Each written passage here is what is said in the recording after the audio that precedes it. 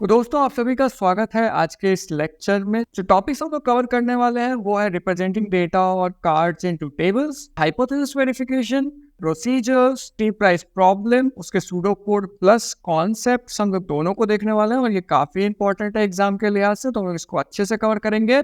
उसके बाद side effect of procedures और अगर टाइम मिला तो एक्स्ट्रा कुछ चीजें। चलिए इसी के साथ आज का लेक्चर शुरू करते हैं। दोस्तों हम लोग आ गए हैं वीक 3 के पीडीएफ के ऊपर और यहाँ पे जो पहली चीज हम लोग देखेंगे वो है converting card into tables. But उससे पहले हम लोग को ये समझना बहुत जरूरी है कि आखिर इसकी जरूरत क्या है। आपके पास ऑलरेडी एक कार्ड अवेलेबल है, आप उसको टेबल में क्यों कन्वर्ट कीजिएगा? और टेबल से मेरा मतलब जो एक्सेल सीट का टेबल का आप बात करते हैं ये वो टेबल है। तो कंप्यूटर इस कार्ड को नहीं समझता, लेकिन वो काफी अच्छे से इस टेबल को समझेगा और यही चीज हम लोगों को हेल्प करेगी कंप्यूटर को बताने में कि कार्ड में क्या इंफॉर्मेशन है। तो हम लोग इंफॉर्मेशन यहाँ वाला चीज यहाँ पुट कर देंगे। एक छोटी सी चीज और बता दूं, ये जो हम लोगों का पर्टिकुलर ये वाला एरिया है इसको हम लोग बोलते हैं कॉलम, और ये जो हमारा होता है हॉरिजॉन्टल में इसको हम लोग बोलते हैं रो। और चलिए अब देखते हैं। सबसे पहला जो डेटा सेट हम लोग कन्वर्ट करेंगे वो है मार्क्स कार्ड का डेटा। मार्क्स कार्ड के डेटा सेट में अगर आप देखिए तो आपके पास ये पूरा का पूरा एक कार्ड है। कार्ड में बहुत सारा डेटा दिया हुआ है जिसको हम लोग क्या बोलते हैं, मैंने पहले भी बताया है, इसको हम लोग बोलते हैं रिकॉर्ड आइटम।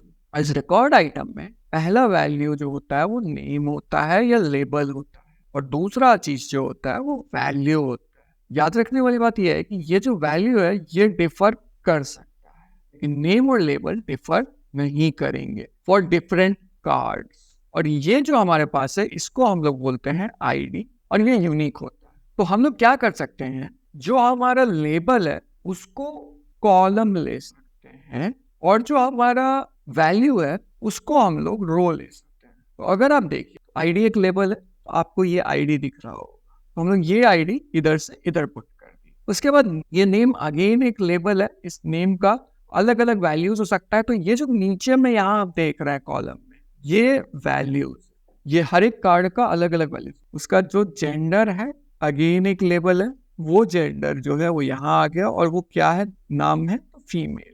उसका डेट ऑफ बर्थ को इन्होंने शॉर्ट फॉर्म में डीओबी लिखा है। आप भी अक्सर देखेंगे कोड में डीओबी ही लिखा हुआ मिलेगा। जब आप आगे जाइएगा तो यहाँ पे उन्होंने इस तरीके से उसे डिनोट किया। तो अगेन ये सारे जो चीज है ये क्या है, इट्स वैल्यू।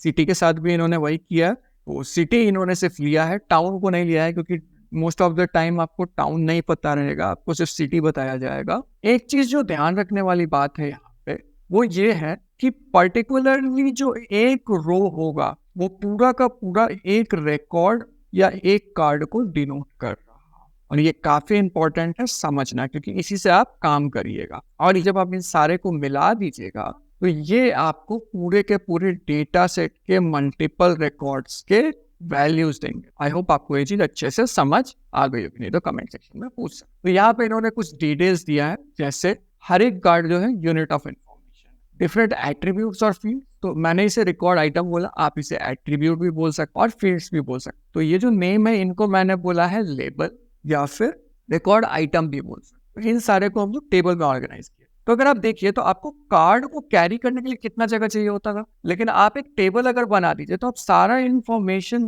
प्रिजर्व कर रहे हैं अपना, और साथ ही साथ आप इसको कैरी करने में भी आपको आसानी हो। तो आप एक ही सिंगल टेबल में इसको प्रिजर्व कर दे रहे हैं। सेम चीज हम लोग नेक्स्ट डेटा सेट जो कि वर्ड्स डेटा सेट है उसके साथ भी करेंगे। यहाँ पे भी हमारे पास आईडी है, ये एक्चुअल वर्ड है, ये पार्ट ऑफ स्पीच है, और ये लेटर काउंट है, इसको मैं अब देखिए आईडी तो जस का तस इन्होंने उतार दिया, वर्ड अगेन एक एट्रीब्यूट है, टाइप अगेन एक एट्रीब्यूट है, लेंथ अगेन एक एट्रीब्यूट है। तो कंफ्यूज मत होइएगा, लेंथ और लेटर काउंट सेम चीज ही है। टाइप की जगह पार्ट ऑफ स्पीच आप अक्सर देखेंगे अपने इसमें, और चूंकि कार्ड आईडी आपको मालूम है तो इससे आपको एक बेनिफिट देखिए। अगर वही मैं आपको सैटरडे वर्ड दूं तो आपको फिर ढूंढना पड़ेगा, लेकिन एक आईडी के थ्रू यूजिंग टेबल और आपके पास बाकी सारी चीज कहीं और हो तो आप इस आईडी के थ्रू रेफरेंस कर सकते हैं। इसका एक बहुत अच्छा यूज केस हम लोग अभी देखने वाले हैं नेक्स्ट वाले ही। तो इसके बाद हम लोग अब जो नेक्स्ट डेटा सेट देखेंगे वो है shopping based data set. Shopping based data set के साथ थोड़ा प्रॉब्लम, आप अगर देखिए यहाँ पे डायरेक्टली लेबल नहीं दिया गया, और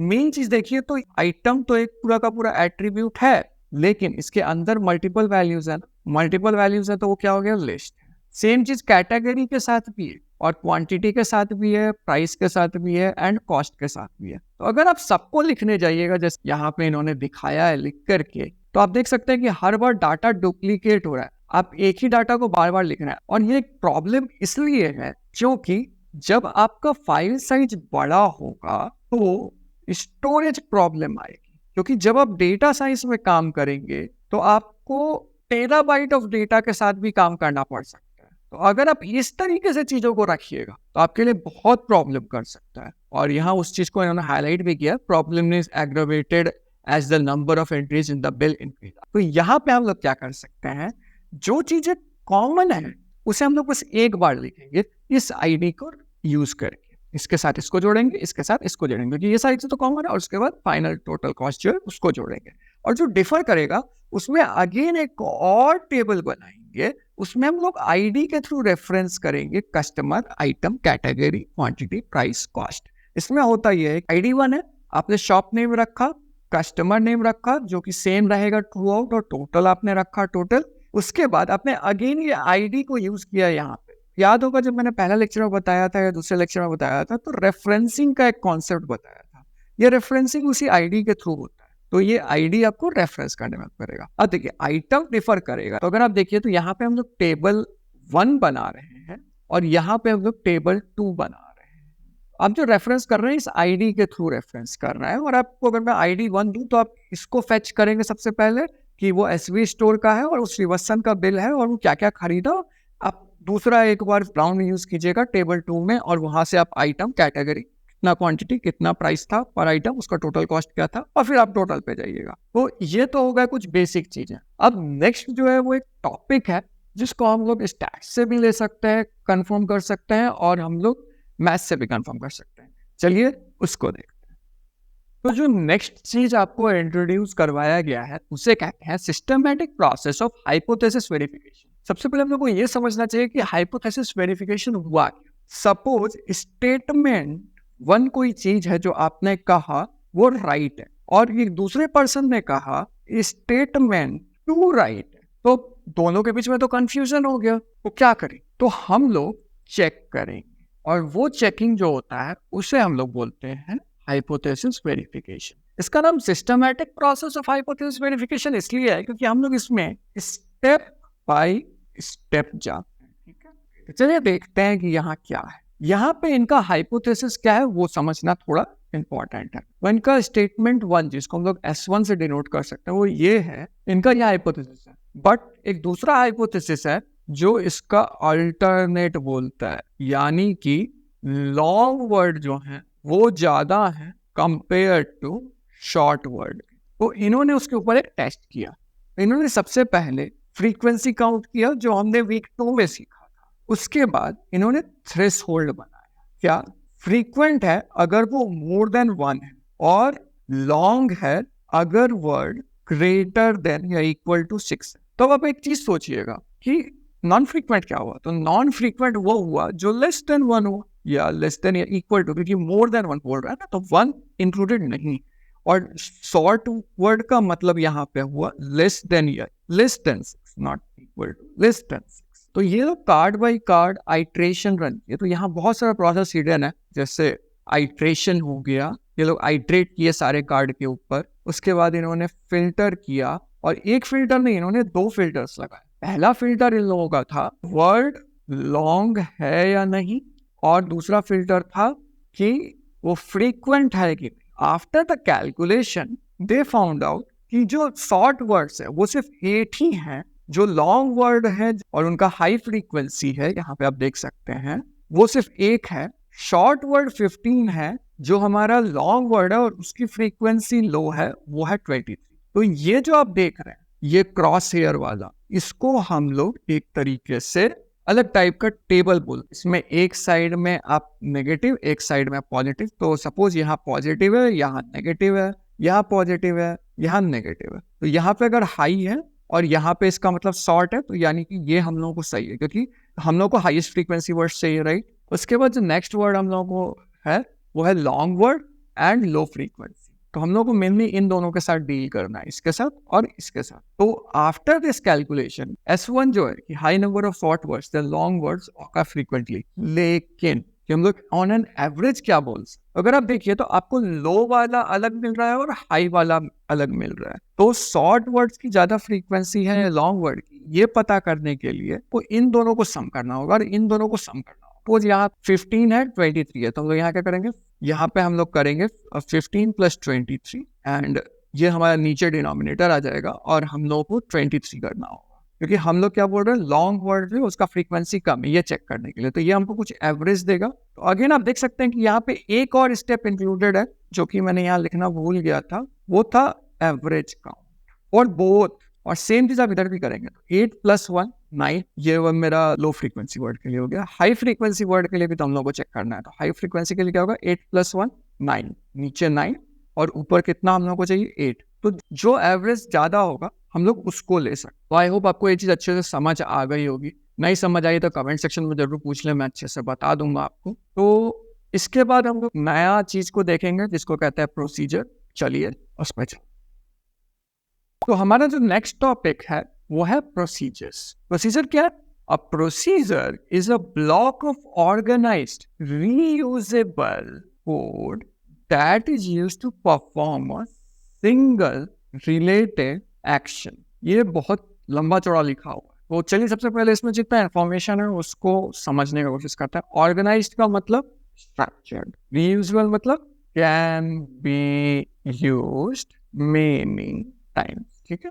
सिंगल और रिलेटेड एक्शन, सिंगल मतलब only one and related action means कि वो जो भी एक्शन परफॉर्म करेगा it will be related to some part of. और इसका मतलब बहुत ऐसे समझेंगे जब आपको इस टाइप के क्वेश्चंस आने शुरू होंगे प्रैक्टिस। तो आखिर इसकी जरूरत क्या है, पहले तो ये समझना जरूरी है। तो इसकी सबसे पहली जरूरत है कि ये बेटर मॉड्यूलैरिटी प्रोवाइड करता है एप्लीकेशन के लिए और आपको कोड रीयूज करने की आजादी है। तो देखिए मैं एक सिंपल सा एग्जांपल देता हूँ। सपोज आपको स्टूडेंट के मार्क्स को काउंट करना है और डिफरेंट सब्जेक्ट, तो आप इसके लिए ऑब्वियसली जो कोड है वो कोड यूज कीजिएगा और उसके बाद आप उससे हर बार डालिएगा कि जैसे फिजिक्स हो या केमिस्ट्री हो या बायोलॉजी हो या कोई भी सपोज एक नया सब्जेक्ट आ गया साइकोलॉजी। तो अब आप क्या कीजिए, आप हर बार इतने लाइन ऑफ कोड लिखिएगा जो कि काम तो सेम ही कर रहा है, आपके सारे वैल्यूज के पास जा रहा है, उसके सारे वैल्यूज को सम कर रहा है टोटल मार्क्स को और फिर रिटर्न कर दे रहा है। तो आप क्या कर सकते हैं कि आप एक पर्टिकुलर वेरिएबल क्रिएट कर सकते हैं सब्जेक्ट एंड उसमें आप एक स्टोर कर सकते हैं वैल्यू फिजिक्स। तो अब आप जब सब यूज कीजिएगा तो उसका मतलब होता है फिजिक्स, तो जो भी आपका कोड है वो फिजिक्स मार्क्स को ही सिर्फ चेक करेगा। सिमिलरली अगर आपको चेंज करना होगा इसको मान लीजिए केमिस्ट्री पे, अब बस यहाँ पे सी लिख सकते हैं, आपका काम हो जाएगा। अब देख सकते हैं कि सिंगल से एक चीज के चेंज से आप कितनी सारा वैल्यूज निकालने का काम कर सकते हैं। तो यही चीज होता है कोड रीयूजेबिलिटी का मतलब। इसमें 3 पार्ट। सबसे पहला होता है identify which part can be modularized, मतलब कि उसको हम लोग इस तरीके के चीजों को जो करते हैं हम लोग पर्टिकुलर वेरिएबल के थ्रू एक्सेस करते हैं उसको हम लोग मॉड्यूलराइजेशन बोलते हैं। दूसरी चीज डिफाइन प्रोसीजर, तीसरी चीज डिफाइन बॉडी, जो प्रोसीजर का बॉडी है वो, और फाइनली कॉल। तो यहाँ पे अगर आप देखिए तो यहाँ पे इन्होंने एक छोटा सा प्रोसीजर दिया हुआ है, a procedure to sum up math.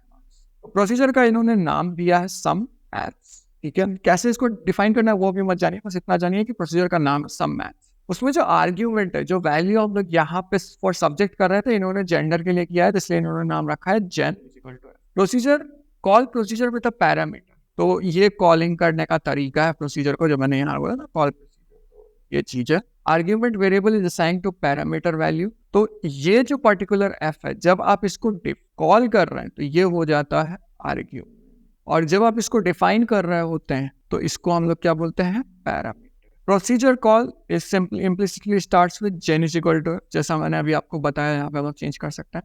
Procedure returns the stored value of sum, तो सम जो है वो तो कॉमन है, ये तो हम लोग जानते हैं ऑलरेडी कि सम जो है वो स्टोर करेगा वैल्यू ऑफ टोटल मार्क्स, तो वही चीज है। प्रोसीजर को कॉल करना है तो आप इसको इस तरीके से कॉल करेंगे जैसा यहाँ पे आपको दिखाया गया है, तो ये बेसिक सा तरीका है। तो ये हो गया एक बेसिक सा प्रोसीजर के बारे में, बट थोड़ा सा इन डेप्थ समझने के लिए अपने वाले पीडीएफ पे चलते हैं। अगर आप देखें तो यहाँ पे वही सम मैथ मार्क्स वाला ही कहानी है, सम मार्क्स वाला। यहाँ पे जेंडर है जो मेल या फीमेल होगा, और ये सब्जेक्ट की जगह इन्होंने फील्ड यूज किया जहाँ पे आप फिजिक्स, केमिस्ट्री या फिर मैथ्स डिनोट कर सकते हैं। और आपकी खासियत ये है कि अब आपको ये यूज नहीं करना पड़ेगा हर बार, आप इसको और इसको यूज कर सकते हैं, और इसके जो वैल्यूज होंगे वो आप यूज कर पाएगा। तो यहाँ देख सकते हैं 2 parameters gender, gen and field. Gen is assigned to value mn, जो मैंने यहाँ पे बता दिया। तो check against x dot gender. तो x डॉट जेंडर क्या है? तो अगर आपको याद हो तो आपका जो मैथ्स का मार्क्स कार्ड है या जो भी मार्क्स कार्ड है जो मैंने ऊपर ऑलरेडी बताया, तो यहाँ पे एक जेंडर टर्म है, राइट। तो x डॉट जेंडर ये बोलता है कि x जो पर्टिकुलर कार्ड है उससे जेंडर को एक्सेस करो और उसके वैल्यू को लो, ठीक है। उसका field is assigned to the field name, extract the appropriate card entry. तो x डॉट फील्ड जो है यहाँ पे आप कुछ भी स्टोर कर सकते हैं। PCM तो फिजिक्स, केमिस्ट्री, मैथ्स मैंने ऐसे बोल दिया, बट आप यहाँ पे इवन तो अगेन जेंडर भी चेंज कर सकते। अब देखिए, एक सिंगल प्रोसीजर आपको फीमेल के केमिस्ट्री मार्क्स को भी ढूंढने में हेल्प कर देगा, मेल के फिजिक्स मार्क्स को भी ढूंढने में हेल्प कर देगा, आपको मेल के मैथ्स मार्क्स को भी ढूंढने में हेल्प कर देगा। तो ये काफी हेल्पफुल है और इसका यूज के साथ बहुत जल्दी देखिएगा। तो इसको थोड़ा सा देख लेते हैं। तो ये जो है स्टार्ट होता है प्रोसीजर वर्ड से, इसको हम लोग कीवर्ड बोलेंगे। इसका मतलब है कि हम कंप्यूटर को बता रहे हैं कि ये प्रोसीजर स्टार्ट हो रहा है। ये जो पूरा पार्ट है इसको हम लोग बोलते हैं नेम ऑफ प्रोसीजर। जो ये 2 वैल्यूज आप यहाँ पे देख रहे हैं इस ब्रैकेट के अंदर वाला, इसको हम लोग बोलते हैं पैरामीटर। ये तो आपको पता ही है, बट ध्यान रखिए यहाँ अगेन एक इंडेंटेशन है। इसका मतलब क्या है? इसका मतलब ये है कि ये प्रोसीजर का पार्ट है। तो सम इज इक्वल टू 0। तो ये आपका वही यूजुअल डेफिनेशन है जिसमें अगेन आप सम इज इक्वल टू 0 कर रहे हैं, कार्ड से वैल्यू ले रहे हैं, जेंडर चेक करेंगे। लेकिन अब जो जेंडर चेक करेंगे वो किससे करेंगे? जेन के रिस्पेक्ट में। अब जेन का जो भी वैल्यू होगा, फॉर एग्जाम्पल अगर ये मेल है तो मेल के साथ चेक करेंगे, फीमेल है तो फीमेल के साथ चेक करेंगे। एट वन टाइम हम लोग 1 यूज ही करेंगे। जब जेंडर मैच कर जाएगा तो हम लोग फील्ड का वैल्यू देंगे। तो फील्ड की से ज्यादा अच्छा आप इसको सब्जेक्ट भी मान सकते हैं, जो हम लोग पहले देखे, राइट। तो वो सब्जेक्ट आप मान सकते हैं। और sum is equal to sum plus 1 है, तो इसको हम लोग क्या बोलते हैं? असाइनमेंट। को पता ही है कि वैल्यू को अपडेट करता है तो असाइनमेंट असाइन करता है। और फाइनली हम लोग कुछ रिटर्न कर रहे हैं, हम लोग आउटपुट चाहते हैं ना। तो जब आउटपुट चाहते हैं तो हम लोग रिटर्न करते हैं आउटपुट। और रिटर्न क्या होता है? रिटर्न तो कीवर्ड है यहाँ पे, और ये जो अंदर में ब्रैकेट के अंदर में जो भी वैल्यू है ये एक वेरिएबल होगा, और वेरिएबल नहीं, mainly variable value return.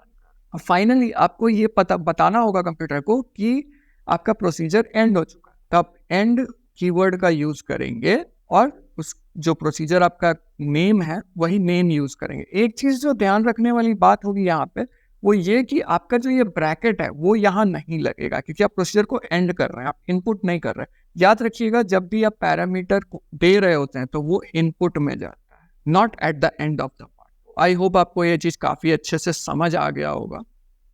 Given अब आपको प्रोसीजर के बारे में इतना कुछ पता है, तो अब हम लोग ये देखते हैं कि कौन कौन से कंडीशन पे हम लोग प्रोसीजर को यूज करेंगे। प्रोसीजर मैंने बोला रिटर्न करता है, लेकिन ये जरूरी नहीं है। आप हो सकता है आप आउटपुट नहीं भी चाहें, कई बार आपको बस जो हो रहा है वो काफी है, वो वैल्यू रिटर्न नहीं करे। तो ये क्वेश्चन एक्चुअली आ सकता है आपको कि क्या प्रोसीजर जरूरी है कि हमेशा वैल्यू रिटर्न करे? तो आप उसको जवाब नो डालेंगे, ठीक है। Procedure call is separate statement. तो प्रोसीजर कॉल जो है वो सेपरेट स्टेटमेंट का मतलब ये है कि जब आप डिफाइन कर रहे हैं तो आप क्या ले रहे हैं? आप पैरामीटर्स ले रहे हैं। और जब आप कॉल कर रहे हैं तो आप अगेन प्रोसीजर का नेम तो यूज कर रहे हैं और साथ ही साथ उसका ये वैल्यू यूज कर रहे हैं, बट इसको अब हम लोग आर्ग्यूमेंट बोलते हैं। एक चीज जो ध्यान रखने वाली बात है, कॉमन इंटरव्यू क्वेश्चन भी है, वो ये कि डिफरेंस क्या है प्रोसीजर और आर्ग्यूमेंट में। तो आर्ग्यूमेंट में जो कि आप कॉल करते वक्त लेते हैं, आप एक्चुअली वैल्यूज दे रहे होते हैं पैरामीटर, और पैरामीटर तब यूज होता है जब आप फंक्शन को डिफाइन कर रहे होते हैं। और फंक्शन बाय मीन प्रोसीजर, और ये वो वैल्यू को टेक ऑन करता है, उसका लेवल होता है। नेक्स्ट चीज देखते हैं, use a procedure when same computation is used for different situation. हाँ, हम लोग ये यूज कर सकते हैं। Different situation in the sense, जैसे हम लोगों को मेल चाहिए था और फिजिक्स मार्क्स चाहिए था, मेल चाहिए था और केमिस्ट्री मार्क्स चाहिए था, फीमेल था और फिजिक्स मार्क्स चाहिए था। तो आप देख सकते हैं कि तो हम लोगों का सिचुएशंस डिफर हो रहा है और आप सेम कंप्यूटेशन प्रोवाइड कर रहे हैं। Parameter fix the context. तो पैरामीटर जब आप फिक्स कॉन्टेक्स्ट का मतलब ये है कि अगर आप जेन और फील्ड डाल दे रहे हैं, इसका मतलब है कि आप कार्ड के ऊपर जो भी आप कर रहे हैं वो या तो जेंडर और फील्ड से मोस्टली मैं सब्जेक्ट ही बोलता हूँ, कार्ड और उसके सब्जेक्ट के साथ कर रहे हैं, ये कोई भी देख के समझ सकता है। अब next, use variable to save return values by procedure. तो मैंने ऑलरेडी बता दिया कि अगर आप रिटर्न कर रहे हैं तो आप एक वेरिएबल रिटर्न कर रहे हैं, उसमें आपके वैल्यू जो होते हैं वो रिटर्न हो जाते हैं। Keep track of the outcome of multiple procedure calls. तो ये बहुत ध्यान इंपॉर्टेंट है कि कई बार क्या होता है कि आपका जो प्रोसीजर है वो एक प्रोसीजर दूसरे के साथ लिंक होता है। फॉर एग्जांपल ये P1 है तो ये दूसरा P2 के साथ लिंक होता है। अगर आप इसमें गड़बड़ी कर दिए तो आपका ये वाला पार्ट जो प्रोसीजर का है वो गलत हो जाएगा, तो आप वो नहीं कर सकते। यानी कि यहाँ पे ये हो रहा है, नेस्टेड प्रोसीजर का लॉजिक है कि P1 आपको एक आउटपुट रिटर्न किया और आप उस आउटपुट को फेड कर रहे हैं प्रोसीजर 2 में एज एन इनपुट। तो ये चीज आपको ध्यान रखना है। तो procedure helps to modernise the pseudo code. ये हम लोग ऑलरेडी देख चुके हैं कि कैसे मॉडर्नाइज कर सकते हैं, आप एक ही चीज को मल्टीपल बार यूज कर सकते हैं। About describing the same process repeatedly, obviously हम लोग देख चुके हैं। If we improve the code in a procedure, beneath automatically applies to all procedure call. For example, यहाँ पे जो भी हम लोग मेल और फिजिक्स के लिए कर रहे हैं, बट अगर मान लीजिए मैं यहाँ पे एक मैक्सिमम काउंट कर लिया अलग से और उसके बाद मैं बोल रहा हूँ कि मुझे वो आदमी मैक्सिमम वैल्यू है या नहीं ये पता करना है, तो अगर मैं सपोज एक प्रोसीजर जो जेंडर फील्ड वाला है यहाँ पे ही मैं वो कोड अगर ऐड कर दूं और यहाँ पे मैं वो मैक्सिमम चेकिंग करूं और उसको मैं मैक्स से डिनोट कर दूं, तो सारा चीज जो इसके साथ हो रहा है वही चीज इस सब के साथ होगा। तो वही चीज यहाँ पे ये बोल रहा है। इसका डिटेल आप तब समझिएगा जब आप एक्चुअली क्वेश्चन सॉल्व कीजिएगा। तो प्रैक्टिस असाइनमेंट के क्वेश्चंस काफी इंपॉर्टेंट है। तो आई होप आप इस चीज को समझ चुके होंगे। और नाउ दैट कि हम ये सारी चीजों को समझ चुके हैं, हम लोग मोस्ट इंपॉर्टेंट टॉपिक जो कि है 3 प्राइस प्रॉब्लम उस पे चलते हैं। तो जो नेक्स्ट टॉपिक आपको इंट्रोड्यूस करवाया गया होगा वो है एक इंपॉर्टेंट प्रॉब्लम जो कि है 3 प्राइस प्रॉब्लम। जब मैं खुद भी समझने इसको गया था, even though I am a programmer, मुझे टाइम लगा था इसको समझने में। इसमें एक वेरिएबल का बहुत अच्छा यूज बताया गया है, वो चीज को हम लोग देखेंगे स्पेशली कि आप किस तरीके से चीजों को डिफरेंट तरीके से सोच सकते हैं और अप्लाई कर सकते हैं। सबसे पहले प्रॉब्लम समझते हैं। प्रॉब्लम ये है कि हम लोग को 3 टॉप स्टूडेंट्स चाहिए जो कि एक सब्जेक्ट में एटलीस्ट का मतलब क्या हुआ? एटलीस्ट का मतलब हुआ minimum 1 subject topper. It doesn't matter कि बॉय है या गर्ल है, इसको हम लोग बाद में देखेंगे। ओके, तो इसको हम लोग कैसे करेंगे? ये तो मतलब काफी कॉम्प्लिकेटेड लगता है। इतना सारा हमारे पास नंबर्स है, इतना सारा हमारे टोटल वैल्यूज है, सबको चेक करना है, ये करना है, वो करना है। तो इसके लिए इन्होंने काफी इंटरेस्टिंग तरीका निकाला। चलिए उसको देखते हैं। इंटरेस्टिंग तरीका ये है कि ये लोग 3 वेरिएबल ले रहे हैं, max, second max and third max. साथ ही साथ वो लोग आईडीज भी ले रहे हैं, max ID, second max ID and third max ID. उसके बाद ये लोग स्कैन कर रहे हैं सारे के सारे कार्ड्स और based on that they are updating these values. But जिस तरीके से ये लोग इसमें वैल्यूज असाइन कर रहे हैं वो काफी इंटरेस्टिंग है और वही सबसे बड़ी कंफ्यूजन का जड़ होता है। तो चलिए मैं उसको समझाऊं। For each card update max, second max and third max as, but only if in the top 3 at least 1 subject. तो ये हमारा एक बेस क्राइटेरिया है। ये बेस क्राइटेरिया फुलफिल होना ही चाहिए कि एक सब्जेक्ट वो टॉपर होना चाहिए। Record the third highest marks in each subject. और ये चीज लोग स्किप कर देते और इस वजह से ये प्रॉब्लम आती है कि ये क्यों नहीं समझ आ रहा है। Compare with subject marks before updating max, second max and third max. या हम लोग हर एक सब्जेक्ट का मार्क्स इन तीनों से कंपेयर करेंगे, but the way that we will compare is totally different than what you are thinking. तो ये काफी इंपॉर्टेंट होगा, इसको देखिए। After scanning all cards we have 3 prize winners in total. पर विनर है वो कार्ड आईडी नंबर्स कहाँ से मिलेंगे, उसी के लिए हम लोग ये करेंगे। और वहां से ये कॉन्सेप्ट आता है keep track of card number of prize winners. तो ये हमारा बेसिक कॉन्सेप्ट ओवरव्यू है। अगर आप इसमें कुछ भी नहीं समझे तो कमेंट सेक्शन में बताइए, मैं फिर से आपको समझाऊं। तो यहाँ पे बेसिक फंडामेंटल क्या है? सबसे पहला फंडामेंटल है कि हम लोगों को max, second max, third max, max ID, second max ID and third max ID, इनको मेंटेन करना है। उसके लिए क्या करना है? सबसे पहले इनिशियलाइज करेंगे max ID, second max ID and second max, third max ID and third max. तो ये जो आईडी का वैल्यू होगा ये सबका -1 ही होगा। और जो मैक्सिमम का वैल्यू अगर आप जानते हो मैक्सिमम के पैटर्न को, मैक्सिमम का वैल्यू हमेशा 0 होता है, तो सबका वैल्यू 0 ही रहेगा, वो कोई दिक्कत नहीं। सबसे पहले जो हम लोग करने वाले हैं वो ये है कि हम लोग थर्ड हाईएस्ट मार्क्स हर एक सब्जेक्ट का कैलकुलेट, उसको हम लोग रिकॉर्ड करेंगे, रिकॉर्ड करके डालेंगे। बट वो कहाँ डालेंगे थोड़ा देर, scan through all the card, सारे के सारे कार्ड्स के साथ स्कैन करेंगे। Update max, second max, third max as appropriate. But अगर आप देखिए तो हम लोग हर एक काम के लिए क्या कर सकते हैं, ये टॉपर हम लोग कैसे निकालेंगे? तो टॉपर के लिए हम लोग एक प्रोसीजर डिफाइन कर सकते हैं जो कि मेरे हर एक सब्जेक्ट के लिए टॉपर ढूंढ के दे सकता है। तो टॉप 3 इन सम सब्जेक्ट का मतलब यहाँ पे यह है कि एटलीस्ट एक सब्जेक्ट में या एक से ज्यादा सब्जेक्ट में इनको टॉप होना पड़ेगा। अब एक्चुअल सूडो कोड आता है जहाँ पे एक्चुअल कंफ्यूजन। तो मैक्स जो 0 है, ये एक वेरिएबल है, ये एक वेरिएबल है, ये एक वेरिएबल है, ये एक वेरिएबल, ये एक वेरिएबल, ये एक वेरिएबल। अब देखिए maths 3, physics 3 and chemistry 3, top 3 marks maths, top 3 marks physics and top 3 marks chemistry. इसका मतलब क्या है, हम लोगों को मैथ्स के वैल्यू का, हम लोगों के फिजिक्स के वैल्यू का और हम लोगों को केमिस्ट्री के वैल्यू का टॉप 3 मिल।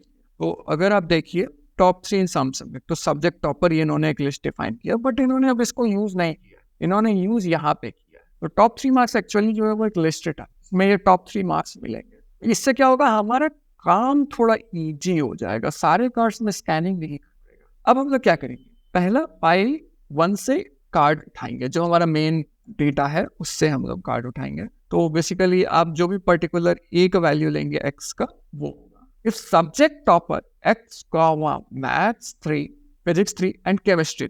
तो वो जो कार्ड है वो अगर सब्जेक्ट टॉपर है मैथ्स का, फिजिक्स का या केमिस्ट्री 3 में, जो भी हमारा वैल्यू से आ रहा है, ये सारे जो वेरिएबल्स हैं ये यहाँ चेक हो रहा है। ठीक है, एक चीज जो आप ध्यान दे रहे होंगे, ये इफ कंडीशन और उसके अंदर हम एक प्रोसीजर कॉल कर रहे हैं, राइट? तो ये आइदर ट्रू देगा या फॉल्स देगा। अगर ये फॉल्स देता है तो हम लोग इसको चेक ही नहीं करेंगे, इसको हम खत्म कर देंगे, ये कार्ड हमको चाहिए नहीं, हटा दो, ये बेकार है। अगर मान लेते हैं यहाँ पे अब ये ट्रू वैल्यू, तो हम लोग क्या करेंगे, हम लोग जो टोटल वैल्यू है वो मैक्सिमम वैल्यू के साथ कंपेयर करेंगे। अब आप देखिए तो मैक्सिमम वैल्यू क्या, कंफ्यूजन यहाँ पैदा हो, ये थर्ड मैक्स को इन्होंने सेकंड मैक्स में क्यों डाला, थर्ड मैक्स आईडी को सेकंड मैक्स आईडी में क्यों डाला, सेकंड मैक्स आईडी को मैक्स में क्यों डाला, सेकंड मैक्स आईडी को मैक्स आईडी में क्यों डाला, एंड ओवरऑल, राइट? तो इसका कॉन्सेप्ट ये है कि ये जो काम किया जा रहा है ये बस to make space and keep track. Suppose आपके पास थर्ड मैक्स का वैल्यू 38 है, सेकंड मैक्स का वैल्यू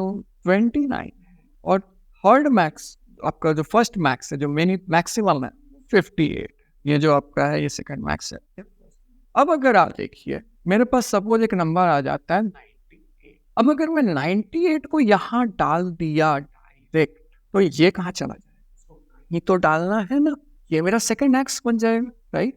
ये मेरा, और जो सेकंड मैक्स है वो 29 था, अब वो 29 को तो 38 से बड़ा है नहीं, तो ये तो चीज है, ये चीज इधर शिफ्ट होना चाहिए। तो ये शिफ्टिंग कैसे करें, उसके लिए ये चीज, ये लोग क्या कर रहे हैं, ये लोग सबसे पहला काम ये कर रहे हैं, लोग थर्ड मैक्स जो है उसमें सेकंड मैक्स का वैल्यू स्टोर कर। यहाँ पे एक वेरिएबल असाइनमेंट का कॉन्सेप्ट यूज होता है, आपको याद ही होगा, मैंने बताया भी था पिछले लेक्चर में, नहीं तो उसको देख लीजिए कि अगर LHS तरफ कुछ है और इक्वल टू RHS कुछ किया हुआ है, तो उसका मतलब है कि RHS का जो भी वैल्यू है वो LHS में स्टोर हो गया। तो LHS क्या है, मेरा नेम है वेरिएबल का, और RHS क्या है, वैल्यू है। तो सेकंड मैक्स है, इनिशियली कोई वैल्यू होल्ड नहीं कर रहा है, इनिशियली वो 0 है, तो 0 जो है वो थर्ड मैक्स में चला गया। अब सेकंड मैक्स का वैल्यू क्या हो जाएगा, सेकंड मैक्स को हम लोग मैक्स से अपडेट कर देंगे, यानी कि जो मेरा सेकंड मैक्स का वैल्यू है वो मैक्स का वैल्यू, जो मैक्स का वैल्यू है वो मेरा सेकंड मैक्स जाएगा, और मैक्स में मैं क्या स्टोर करूंगा, आईडी, टोटल।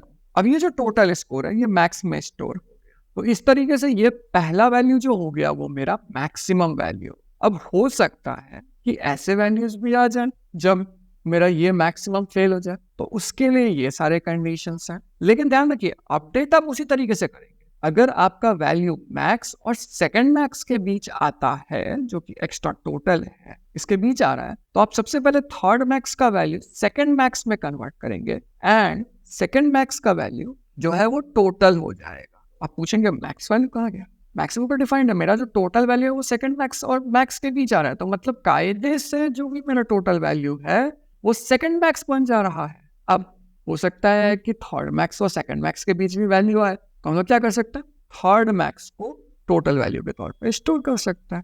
तो अगर आपको ये चीज़ नहीं समझ आ रहा तो इसका सिंपल तरीका ये है कि मैं आपको कितना भी समझाऊंगा आप इसको नहीं समझ पाइएगा। आप क्या कीजिए, आप 3 वैल्यू ले लीजिए, कोई भी 3, जैसे मैंने 3 वैल्यू लिया, और ध्यान रखिए वो जो वैल्यू है वो इस प्रिंसिपल को फॉलो कर रहा हो। यानी कि फॉर एग्जाम्पल अगर मेरा फर्स्ट मैक्स 98 है, दूसरा वैल्यू मेरा 92 है, जो कि मेरे सेकेंड मैक्स और मैक्स के बीच कोई वैल्यू आएगा तो उसके बीच में कुछ गैपिंग है तो वो है, और मेरा थर्ड मैक्स जो है वो मान लीजिए 82 है, तो ये मेरा कायदे से थर्ड मैक्स है, ये मेरा कायदे से सेकेंड मैक्स है, एंड मेरा कायदे से फर्स्ट मैक्स है ना। और आपको एक वैल्यू ले लीजिए जो कि होगा लेट्स से 87। अब अगर आप देखिए तो 87 आपका वैल्यू जाएगा तो जाएगा, क्या वो फर्स्ट मैक्स से बड़ा है? नहीं। क्या वो सेकेंड मैक्स से बड़ा? नहीं। लेकिन क्या वो थर्ड मैक्स से बड़ा है? ऑब्वियसली थर्ड मैक्स से बड़ा है। तो ये जो चीज है इसको हम लोग डिस्कार्ड करके फेंक देंगे, और जो मेरा सेकंड मैक्स का वैल्यू है वो थर्ड मैक्स में आ जाएगा, और ये कोड लिटरली वही कर रहा है आपके लिए और कुछ नहीं कर रहा, और सेम चीज वो आईडी के साथ भी कर रहा है। और जो मेरा फर्स्ट मैक्स का वैल्यू है वो वैसा का वैसा ही रह जाएगा। थर्ड मैक्स में मेरा क्या स्टोर हो जाएगा फाइनली? ये स्टोर। तो ये जो फेंकने वाला काम है ये वाला ये कोड कर रहा है, ठीक है। लेकिन अगर मेरा वैल्यू इसके बीच लाई करे, फॉर एग्जाम्पल मेरा वैल्यू 97, तो अगर आप देखिए तो 98 से बड़ा नहीं है लेकिन 92 से बड़ा है, तो कायदे से ये मेरा सेकंड वैल्यू हो जाएगा, राइट? ये मेरा सेकंड वैल्यू हो जाएगा। तो मैं क्या करूंगा, मैं इसको थर्ड वैल्यू में कन्वर्ट कर दूंगा, और ये जो यहाँ पे अभी 87 लिखा रहा उसको मैं फेंक दूंगा, और जो भी मेरा वैल्यू होगा वो मैं 97 इस बीच में कहीं सेकंड वैल्यू को ले लूंगा, 92 को मैं डिस्कार्ड कर दूंगा। तो ये जितना भी काम यहाँ पे आप देख रहे हैं जो आपको इतना कंफ्यूजन दे रहा है वो एक्चुअली डिस्कार्ड करने के लिए और कुछ भी नहीं। अगर आप इस चीज को समझ गए तो बहुत अच्छी बात है। मोस्टली दिखाने के तरीके से तो मैं काफी इतना अच्छे से समझा नहीं पाया हूँ, बट अगर आप मेरे वर्ड्स को फॉलो किया हो और थोड़ा सा रुक के सोचें तो आपको काफी अच्छे से ये आइडिया मिल जाएगा कि मैंने आपको क्या बोला है। नहीं समझे तो प्लीज मुझे कमेंट सेक्शन में जरूर बताइएगा। काफी इंपॉर्टेंट टॉपिक है ये और ये आपको हॉन्ट करेगा।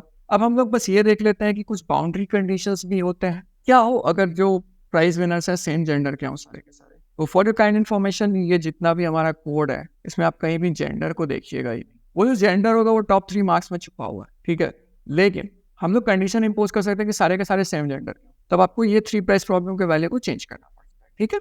Exclude the third price winner, repeat the process. कितनी बार हम लोगों को एक्सक्लूड करके थर्ड प्राइस विनर को प्रोसेस रिपीट करना पड़ेगा, और वो भी इस तरीके से कि एक बॉय और एक गर्ल मिल जाए हम लोगों को। और क्या ये हमेशा वैलिड वे होगा? तो ये कुछ क्वेश्चंस हो सकते हैं जो आप पूछ सकते हैं। क्या हो अगर हम लोग टाइज लें? कितने टाइज टॉलरेट कर सकते हैं? बोलने का मतलब क्या हम लोग 2 या 3 टाइज को टॉलरेट कर पाएंगे कि हाँ इन दोनों को हम लोग अवार्ड दे दें क्योंकि दोनों सेम वैल्यूज हैं? तो ये चीज हम लोग को ध्यान रखना। तो इसके लिए एक सिंपल तरीका है, उसके ओवरऑल ग्रेड्स को देख सकते हैं या स्कोर्स को देख सकते हैं। जो ज्यादा करेगा ऑब्वियसली ये होगा। तो आपका जो भी कोड है, ये जो टाई है, ये फर्स्ट कंडीशन, सेकंड या थर्ड पोजीशन के बेसिस पे डिपेंड करता है या नहीं, या फिर ये सारे से बाहर है? अगर सारे से बाहर है तो हम लोग इंक्लूड कर देंगे। अगर ये फर्स्ट सेकंड या थर्ड पोजीशन पे ये करता है तो बेस्ड ऑन देयर ग्रेड्स और स्कोर्स हम लोग उसको उस हिसाब से पोजीशनिंग कर सकते हैं। जो नेक्स्ट टॉपिक आपको बताया गया होगा वो होगा साइड इफेक्ट्स। तो साइड इफेक्ट का मतलब होता है अनएक्सपेक्टेड बिहेवियर। कोई साइड इफेक्ट अगर है तो जब आप प्रोसीजर कॉल करते हैं तो आप उसके अंदर क्या चल रहा है इसके ऊपर आपका कोई कंट्रोल नहीं रहता। अगर आप एक प्रोग्रामर नहीं तब आप क्या करते? तो आप ये मानते हैं कि आपको अनएक्सपेक्टेड कुछ बिहेवियर मिल सकता है, आपको उसको हैंडल करना पड़ेगा। फॉर एग्जाम्पल, अगर आप एक कार्ड पुट कर रहे हैं पूरा का पूरा डेक का, तो आफ्टर प्रोसीजर क्या जरूरी है कि आपको एग्जैक्ट सेम सीक्वेंस मिले? हो सकता है ना कि वो मैक्सिमम काउंट करे और रिटर्न वो मैक्स करे, तो आपको एग्जैक्ट सेम तरीका तो नहीं मिला, तो आप क्या कीजिएगा? वही जाने का what is the status of deck after the procedure? Is the card the same it was before? We certainly expect so, but it is not required that yes, is the sequence of card the same as it was before? Perhaps नहीं।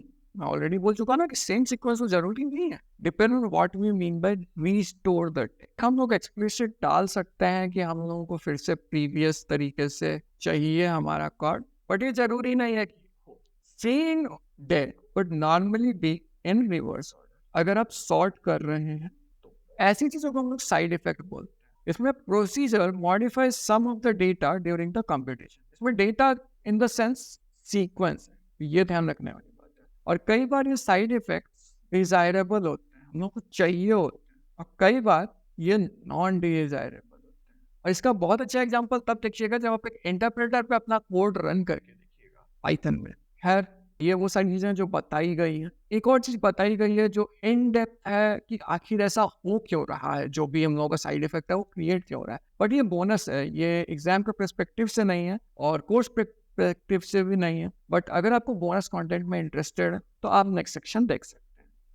तो जो next section है वो उसका title है interface versus implementation. तो इसके ऊपर वो थोड़ा सा बस ब्रीफ में जाऊंगा। ईच प्रोसीजर जो है वो कॉन्ट्रैक्ट के साथ आता है। तो मतलब जब भी आप एक प्रोसीजर बनाते हैं नेम, और उसके बाद आप यहाँ पे ये किए और यहाँ प्रोसीजर लिख दिए, जो भी, इसको आप दो चीज दे रहे हैं। सबसे पहले फंक्शनैलिटी दो कि क्या आप चाहते हैं इससे, और दूसरी चीज जो आप चाहते हैं वो है डेटा इंटीग्रिटी। अब ये डेटा इंटीग्रिटी जरूरी नहीं है कि मैक्सिमम प्रोग्रामर्स इंक्लूड करें, तो ये most of the time included नहीं होता, और यही चीज होती है जिसकी वजह से आप एक कंपनी में सेलेक्ट या नहीं भी सेलेक्ट हो सकते हैं। तो अगर आप ऐसा प्रोसीजर बनाते हैं जिसका डेटा इंटीग्रिटी रिमेन रहता है, तो हर एक कंपनी चाहेगी कि आपको वो ले, क्योंकि आपके पास ये स्किल है कि आप डेटा को प्रिजर्व कर सकते हैं। मोस्ट ऑफ द केसेस नहीं भी पॉसिबल होता है, बट जहाँ पॉसिबल है try to preserve the data. तो फंक्शनलिटी में बेसिकली आप पैरामीटर्स पास कर रहे होते हैं, जो भी फंक्शन डेफिनेशन है, इसको फंक्शन डेफिनेशन बोलते हैं या पैरामीटर डेफिनेशन बोलते हैं।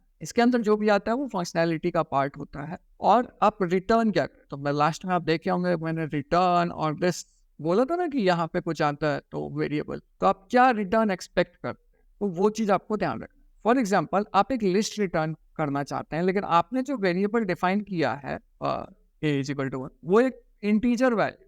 यहाँ पे ये प्रॉब्लम नहीं है। आप जब कोड आउटपुट कीजिएगा तब आपके लिए प्रॉब्लम है, क्योंकि आप ये अनएक्सपेक्टेड रिजल्ट पा रहे हैं यहाँ पे। तो जरूरी नहीं है कि प्रॉब्लम आप साइड इफेक्ट्स, हो सकता है कि आपके कोड में गलती हो, इसलिए आप लोग को फंक्शनैलिटी को स्पेसिफिकली चेक करना चाहिए। नेक्स्ट चीज जो है वो है डेटा इंटीग्रिटी, जो रीजन है जो हम लोग साइड इफेक्ट्स देखते हैं। इसमें होता ही है कि हम लोग पहले से प्रिडिक्ट नहीं करते कि प्रोसीजर का साइड इफेक्ट अवेलेबल है या नहीं। अगर आप ये पहले से प्रिडिक्ट कर सकते हैं तो आप उसके ऊपर कुछ ना कुछ आप रूल्स रेगुलेशन से इम्पोज कर सकते हैं कि इस तरीके से ही आपको मानना है और इस तरीके से ही आपको करना है। ठीक है, तो ये चीज आपका हो सकता है। यहाँ पे एग्जाम्पल भी दिया हुआ है कि क्या डेक रिवर्स होगा, ये हम लोग प्रिडिक्ट कर सकते हैं। तो अगर आप एक सॉर्टिंग एल्गोरिथम यूज कर रहे हैं, जो हम लोग आगे देखेंगे, तो आपका डेक रिवर्स, तो आप ये प्रिडिक्ट कर सकते हैं। तो जब आप प्रिडिक्ट कर सकते हैं तो आप एक बार और सॉर्ट कर सकते हैं और आपका डेटा वापस सही हो। आप इस तरीके से चीजों को सेट कर सकते हैं अपने कोड के विद इन। बट ये बेसिक है, तो उतना ज्यादा डेप्थ में मत जाइए, काफी है इतना जानना। नेक्स्ट चीज जो है वो कॉन्ट्रैक्ट स्पेसिफाइज इंटरफेस। अब ये इंटरफेस क्या है? इंटरफेस वो चीज है जिससे हम लोग इंटरैक्ट करते हैं, या इम्प्लीमेंटेशन इटसेल्फ भी देख। तो यहाँ पे जो है उसका मतलब ये है कि क्या आप एक प्रोसीजर को चेंज कर सकते हैं पूरी तरह से, कि उसका जो इंटरफेस यानी कि फंक्शनैलिटी वो चेंज नहीं। अगर आप ऐसा कर सकते हैं तो आपने उसके इंटरफेस को प्रिजर्व कर दिया। तो आई होप आप इस चीज को बहुत अच्छे से समझ गए होंगे। तो दोस्तों, इसी के साथ हमारा सारा का सारा टॉपिक वीक 3 में जितना भी इम्पोर्टेंट है वो कवर हो चुका है, और आई होप आपको अच्छे से समझ आया होगा। नहीं समझ आया है तो कमेंट ऐसा कि आप वहां जा करके आराम से क्वेश्चंस पूछ सकते हैं, और अगर सजेशंस और फीडबैक है तो वो भी आप दे सकते। तो इसी के साथ आपसे मिलते हैं अगले वीडियो। Bye bye.